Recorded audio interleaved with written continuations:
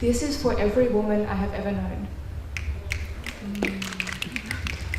My mother's hands, protruding veins, embroidered onto aged old skin like roadmaps leading to nowhere. Hands that have needed too much after, hands that have held too many broken things. I watch them drown in the moonlight and I can't help but say, I want a life that is nothing like yours. I don't want sacrifice. And she recoils, retracts. She says, this is my choice. She runs on open, bloody wounds towards a narrowing horizon, towards a sunset perpetually out of reach, and says to me, these are my choices. Don't you ever look me in the eyes that I gave you and have the courage to pity me.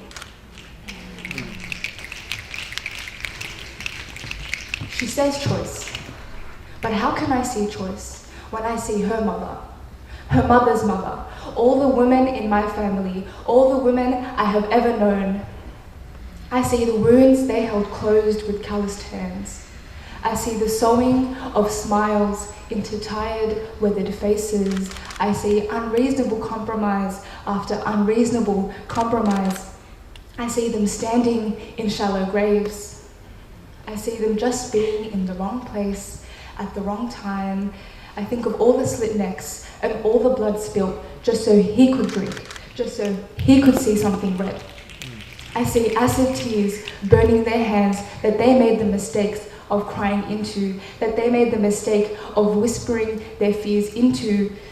I see generations of frustration that she'll only ever show through a single sigh. I saw the light leave my friend's eyes when she told me she's going back to him. She's giving that abusive man another try. My cousin calls with a split lip and with a joker-like smile says, what? Nothing happened, and then she drowns in denial, and I always ask why she goes through enduring this exhausting mess. People I know have left for a lot less. She said, don't you worry. I'll drink all the blood that they took until it pours from my eyes, and maybe you'll realize I don't need help, I don't need pity, I'm doing just fine. She's free from him now. At least there's that, but she told me she can't help but miss the knife in her back. I remember when my cousin's abuser died. She said that it doesn't matter.